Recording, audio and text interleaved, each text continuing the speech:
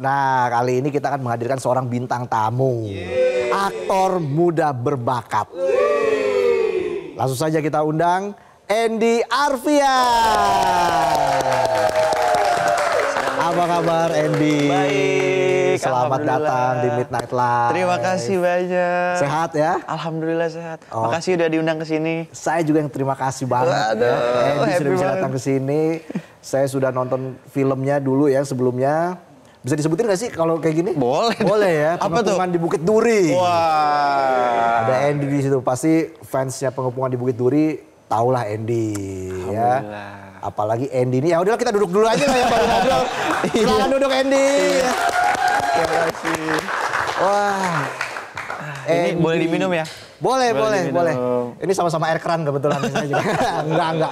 Matang ini beneran. Silakan Andy beneran. Andy Arfian ini sudah terjun di dunia entertainment sejak usia 3,5 tahun. Ya? Penonton ngapain usia 3,5 tahun ya? Baru belajar ngerangkak tuh. Ya? Beneran Andy, 3,5 tahun kok bisa akhirnya masuk ke dunia entertainment? Nggak nyangka juga sih awalnya. Tapi memang dari kecil udah seneng banget acting. Jadi kalau ngelihat di TV itu suka dicontohin. Nih, Iya. pakai baju. Apa nih? M nih apa ya M? Manusia Superman ya. M. Oke. Oh ini udah mulai puber nih, pas masa-masa puber nih ceritanya. Iya, pusing berat ya. Puber. Jadi dulu lagi jalan-jalan di mall ceritanya. Terus ada talent scout gitu, ada agensi. Jadi dulu kalau di mall-mall tuh suka ada agensi-agensi yang suka nawar-nawarin anak kecil untuk casting iklan. Oh iya, benar. Saya jadi salah satu yang ditawarin. Berarti kebetulan banget tuh. Iya, kebetulan aja lagi jalan di mall sama bunda saya, tiba-tiba ditawarin, ibu anaknya lucu nih bu, coba aja diajak casting gitu. Oh gitu ya. Iya. Wah anaknya bule nih. Tapi campuran ya Andy ya. Campuran. Apa tuh campuran? Ada Jerman, ada Jawa. Jerman Jawa. Jawa. Iya. Oke, jadi waktu kecil 3,5 tahun kalau boleh tahu iklan produk apa tuh? Susu. Susu. Pertama susu. Habis itu macem-macem deh tuh. Ada odol, ada sabun, coklat, semuanya ada. Banyak es krim. dong, ya? Oh, wow. Kayaknya dulu stok anak kecil lagi sedikit ya. Stok anak kecil yang bule maksudnya. Iya. Nah 3,5 tahun sudah masuk ke dunia hiburan gitu ya. Orang tua support terus? Support, alhamdulillah. Ya walaupun mungkin pasti ada yang dikorbanin ya. Jadi mungkin sekolahnya jadi mungkin harus dibagi waktu. Cuman waktu itu kita bagi waktunya jadinya homeschooling. Oke. Gitu. Jadi ya dua-duanya bisa jalan sih. Oke, tapi kamu merasakan homeschooling itu gimana? Kan mungkin tidak bertemu banyak orang, tidak bertemu banyak teman. Nah, teman-temannya justru teman-teman yang ketemu di kerjaan aja, ketemu di lokasi syuting. Justru nggak punya teman di sekolahan karena kan emang homeschooling. Jadi ya nyari temennya, bersosialisasinya ya di lokasi syuting aja. Oke. 3,5 tahun udah cari duit ya. Luar biasa. Penonton usia berapa mulai cari duit tuh kira-kira tuh ya? Bukan 35 tahun kan? Masih jauh di bawah itu dong. Tapi sudah merasakan sudah merasakan aroma uang ketika masih kecil. Itu punya dampak tertentu nggak ketika kamu sudah besar atau seperti apa? Manajemen keuangan kan sangat penting pastinya. Kayaknya itu salah satu hal yang sulit juga sih kalau untuk manajemen keuangan tuh. Karena uang kalau ada maksudnya pemasukan itu kan dipegang sama orang tua. Jadi nanti orang tua yang ngatur semua tuh. Ada yang untuk ditabung, ada yang untuk keperluan sehari-hari.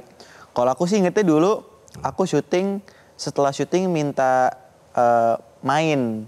Seneng main ke time zone, terus seneng main kayak beli kayak mainan-mainan kayak PSP tau gak sih? Nintendo, PSP gitu. Jadi sambil syuting, sambil main. Jadi dulu tuh banyak banget mainan. Oke. Gitu. Kalau saya sih nyewa gimbot depan sekolah.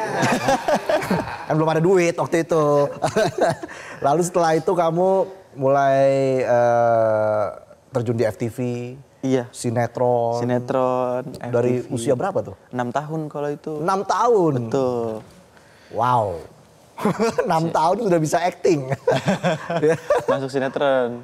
Jadi stripping udah biasa tuh ya. Cuman itu juga hal yang challenging banget tuh karena iklan awalnya dari iklan terus ke sinetron tuh kan hal yang berbeda ya. Iya. Jadi udah harus berakting, udah harus menguasai hal-hal yang baru. Dan juga waktu itu kan kalau stripping itu kan setiap hari, jadi harus menyesuaikan sama jadwal syuting yang kadang bukan seperti pekerjaan yang normal gitu, beneran capek banget dari pagi ketemu pagi lagi. Gitu. Oke, tapi itu semua bisa kamu bagi lah ya waktunya ya. Kesibukan kamu itu dengan syuting yang stripping dengan banyak episode, ya. Apalagi juga kamu pasti punya me time. Nah itu yang justru nggak ada sih dulu tuh kalau sinetron. Jadi ya udah kita mendedikasikan sehari-hari itu ya untuk pekerjaan, untuk ya jadi punya kehidupan di lokasi syuting gitu. Hobi kamu apa sih? Hobi sekarang nih? Iya sekarang, yang dulu juga yang kira-kira hobi yang belum pernah kamu lakukan selain mungkin main PS, main bola atau hobi olahraga.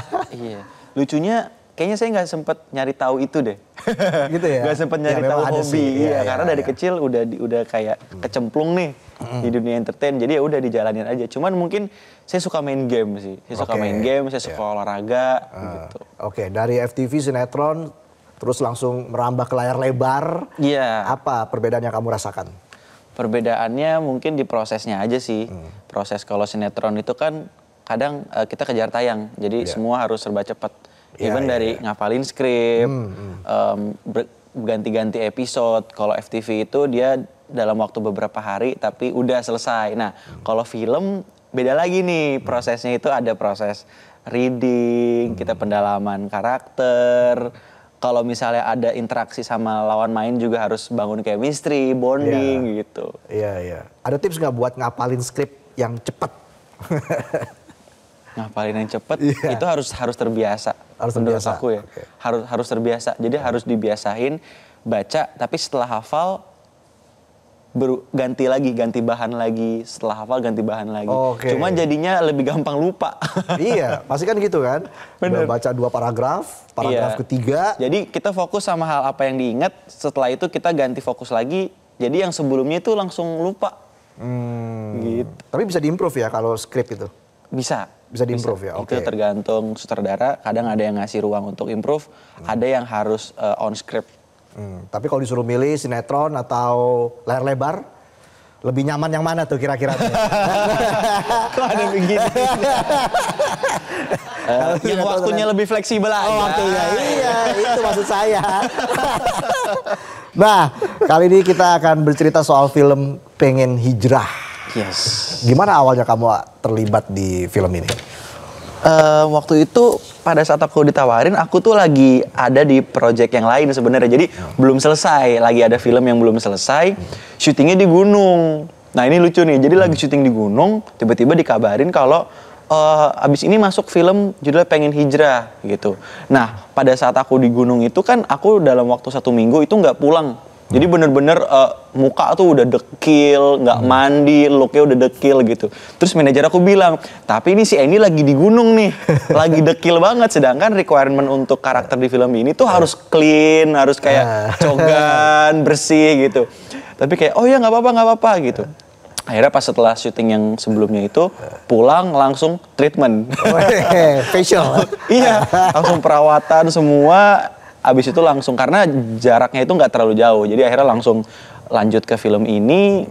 Dan ya itu sih yang aku inget tuh emang struggle untuk perubahan look, transformasi look dari film sebelumnya ke film ini. Gitu. Artinya nggak melewati proses casting atau seperti apa? Casting ada casting, cuman kebetulan aku udah kenal dengan beberapa timnya juga, jadi kayaknya aku udah cocok lah nih ya. Cocok gitu. Andy untuk memerankan di film Pengen Hijrah ini menjadi pemeran utama begitu ya.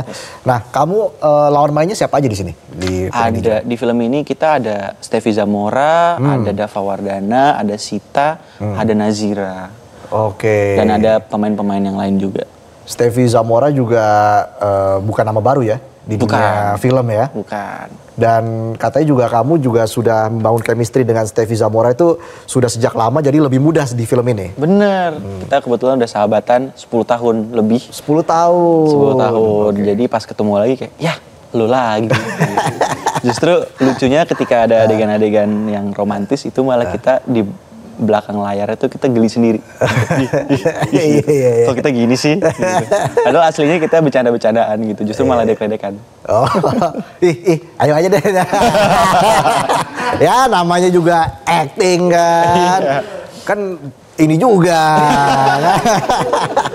Nah itu tadi.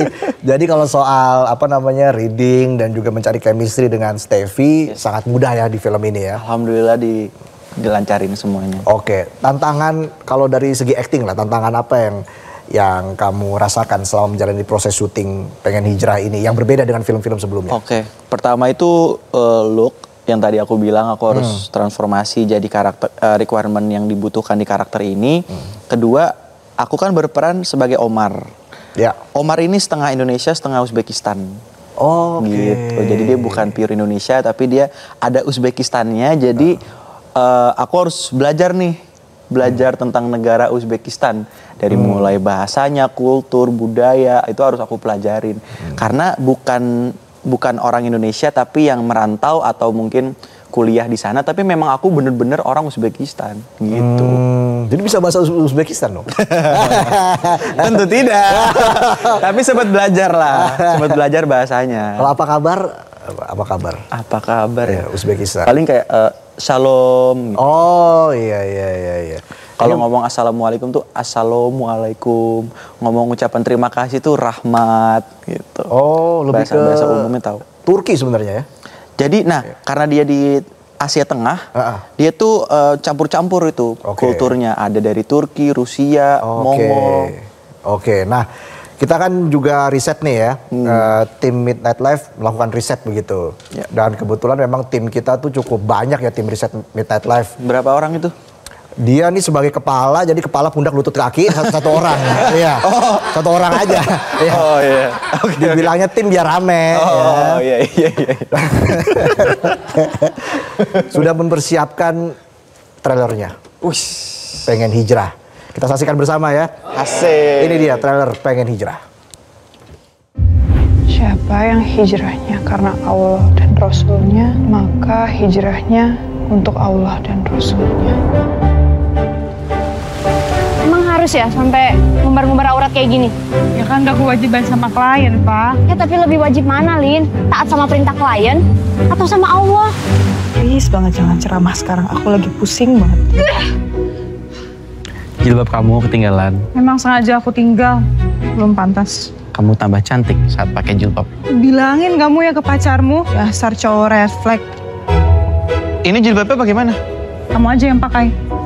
Kamu yakin kan, Lin? Yang menggerakkan hati itu Allah. Dan kayaknya ini pertanda deh. Pertanda biar kamu segera berhijrah.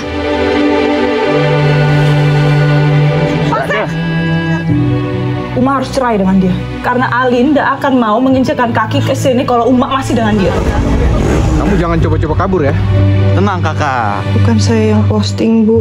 Bukannya itu ada di akun IG-mu. Brengsek kamu, Jah. Kamu kenapa sih, Lin? Gara-gara kamu beasiswa aku dicabut. Aku ikut ke sini karena kamu bilang aku bisa dapat ilmu agama. Tapi kamu lihat sendiri kan? Aku tuh cuma pengen kamu lebih baik lagi. Aku pengen aku selamat dunia akhirat. Kita tetap bisa lanjutkan kerjasama. Aku ada undangan ke Uzbekistan. Kau bisa ya gantiin aku ke Uzbekistan? Selamat datang di Uzbekistan. Permainan apa ini, Omar?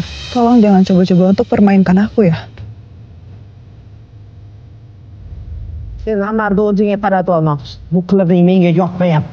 Nenek sudah menjodohkan Omar dengan seseorang. Nenek minta Alina menjauh dari Omar.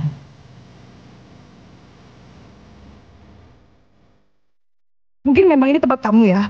Tapi ini bukan tempat aku. Dan kamu jangan paksa aku untuk ada di tempat kamu. Nyari surga nggak hanya di sini aja kok, Fa.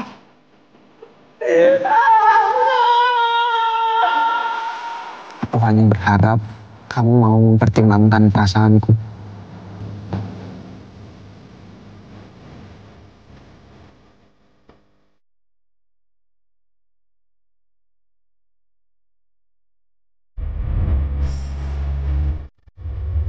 Bukan itu hijrah yang aku mau.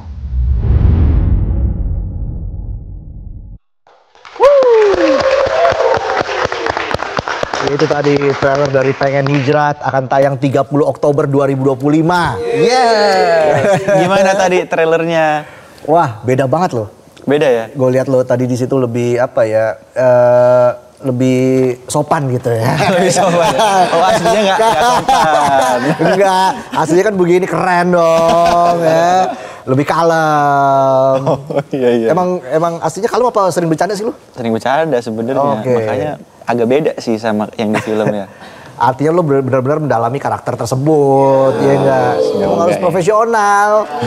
Kalau di film sebelumnya kan lebih urakan gitu kan kayaknya ya. Ya itu sesuai karakter. Sesuai karakter. Ya. Tapi selama ini lo ada nggak sebuah karakter yang pengen lo peranin bener-bener? Mungkin justru saya tuh pengen dapet karakter yang aneh-aneh. Yang aneh-aneh contohnya kayak misalnya jadi psikopat. Oke. Pengen banget. Karena saya justru penasaran apa yang ada di kepalanya sih. Gitu. Apa sih yang dia pikirin sehingga dia bisa menjadi orang yang seperti itu. Pasti kan ada alasannya.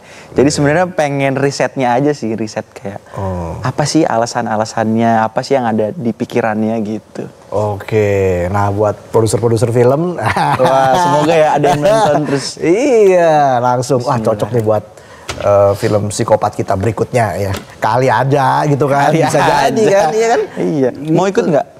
Wah saya sih kalau soal acting tuh bawa banget ini. Siapa tahu? Siapa tahu? Bisa. Ya tergantung juga sih ya. Kalau waktunya fleksibel. Fleksibel Iya, itu dia. Nah Andy, harapannya buat film Pengen Hijrah ini apa? Harapannya sih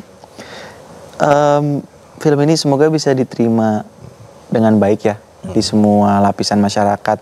Tapi intinya sih niat bikin film ini tuh sebenarnya sederhana. Kita tuh pengen bikin karya yang baik, pengen bikin karya yang bisa dinikmatin. Kita juga membuat sesuatu yang baru buat industri juga gitu. Karena film Pengen Hijrah ini film drama romance tapi ada unsur agamanya, unsur religinya. Bukan film drama religi yang ada unsur romansnya.